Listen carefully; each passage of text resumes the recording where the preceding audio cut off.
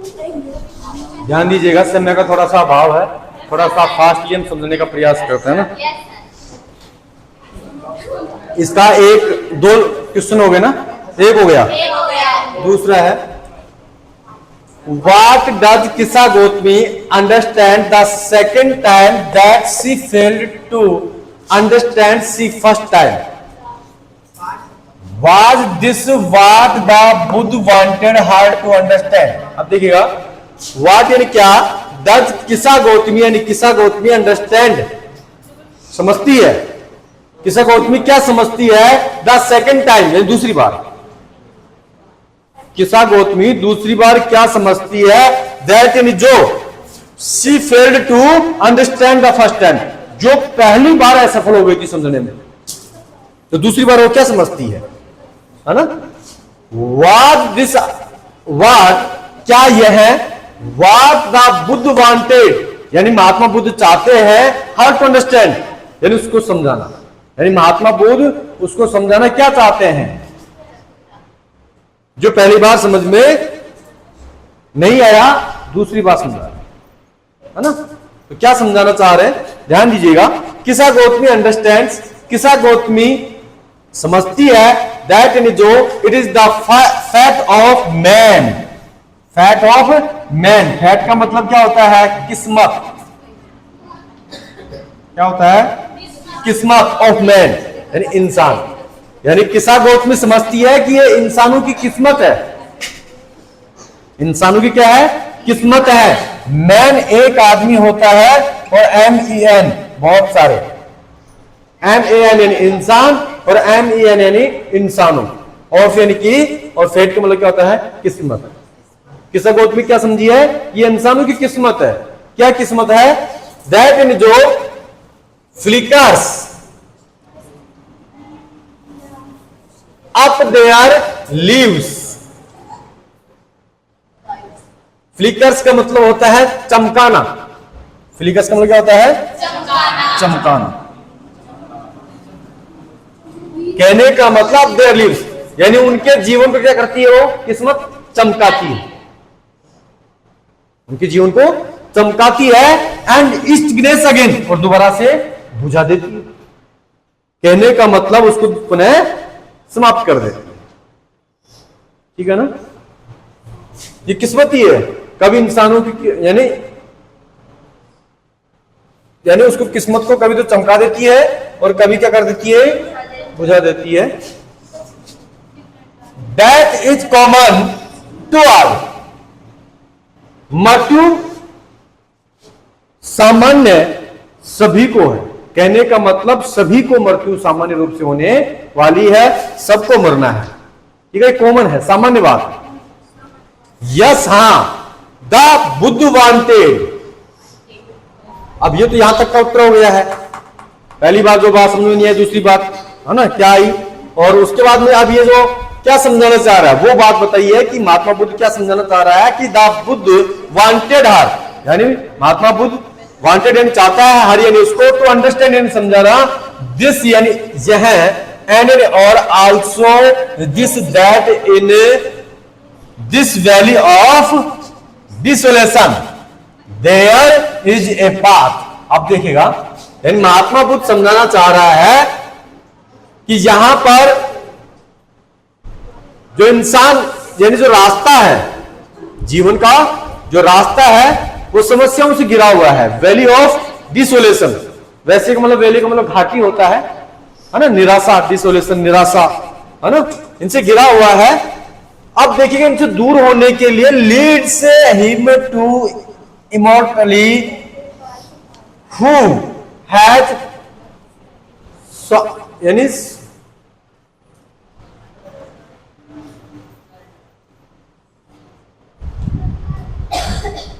Surrenders all selfness. अब देखिएगा, surrenders का मतलब क्या होता है, अपने आप को, सेल्फनेस निस्वार्थ, कहने का मतलब इन दुखों से अगर दूर होना है तो आपको क्या करना पड़ेगा, अपने जो स्वार्थ है ना, उन स्वार्थों को त्याग करना पड़ेगा, तो आप क्या हो सकते हो, सुखी हो सकते हो। सुखी होने का सबसे बेस्ट उपाय ये है कि जो हमारा अपना जो स्वार्थ है उसका क्या कर दो, त्याग कर दो, सरेंडर कर दो, समर्पित कर दो। ठीक है ना। नवल एहसन, इसके बारे में शायद आप नहीं जानते होंगे, इसकी कहानी बहुत ही इंटरेस्टेड है। वैसे कहानी बताएंगे तो समय ज्यादा लगेगा, बाकी अगले जो क्वेश्चन आने वाले हैं उसमें कंप्लीट कहानी आपको बताई जाएगी। यहाँ पे तो हम आपको छोटा सा इसका वृत्तांत बता देते हैं कि यहाँ पे 3 पात्र हैं। कितने पात्र हैं? 3 पात्र है, जिसमें से पहला है, ध्यान दीजिएगा, ये जो चुबको है, ये Chubukov react the proposal of Lomov. अब लुमो तो कौन है? लोमोव है ना, लुमोव, चुको और नताल्या, ये 3 पात्र है। ध्यान से समझिएगा, ये जो लुमो है ये एक लड़का है 35 साल का, सॉरी 35 साल का, 35 साल का एक लड़का है जो इनके पड़ोसी है चुबको नताल्या, और चुबको की लड़की नताल्या है। अर्थात नताल्या का पिता कौन है? चुबको। ये 25 साल की लड़की है ना। ध्यान दीजिएगा, ये जो लड़की है इसके पड़ोस में रहती है, लुमो के पड़ोस में रहती है। तो लुमो काफी दिनों से इसको देख रहा था, इससे रहा नहीं गया। एक दिन अपने सूट बूट में कहा, किसके घर चला गया? नताल्या के। और क्या लेके गया है? फूल लेके गया है, क्योंकि इसको प्रपोज करना है ना। फ्लोर लेके गया है, लेकिन जैसे ही गेट खोला तो उसके पिताजी इसके सामने खड़े हुए थे। गेट खोलने वाला कौन था? उसके पिताजी थे। किसके? नताल्या के। तो फूलों को पीछे छिपा लेता है, क्योंकि उसके पिताजी है ना। घबराता हुआ होठ फटफड़ा रहे हैं, बोल रहा है कि नताल्या कहां गई? हाँ, नताल्या अंदर रसोई में खाना पका रही है। तो बैठो, सोफे के ऊपर बैठ जाता है। जैसे बैठता है तो फूलों को पीछे ही छुपा के रखता है। काफी बातचीत होती है, लेकिन बातचीत देखो प्यार प्रेम की बातों से शुरू करना था, लेकिन इन्होंने शुरुआत किससे कर दी? जमीन विवाद से।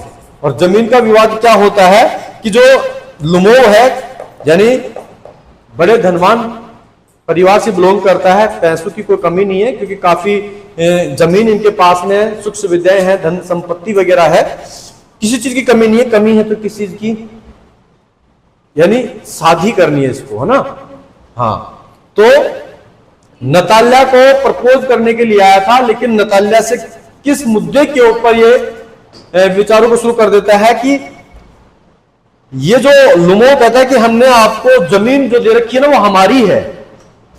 वो जमीन आप जो खा रहे हो, बा रहे हो, ये सब कई सालों पहले मेरे जो बाबा थे, दादा थे, उन्होंने आपको दान में दे दी थी, वैसे खाने पीने के लिए, है ना। इसकी कहानी बहुत लंबी है, वैसे हम शॉर्ट में बता रहे हैं, है ना।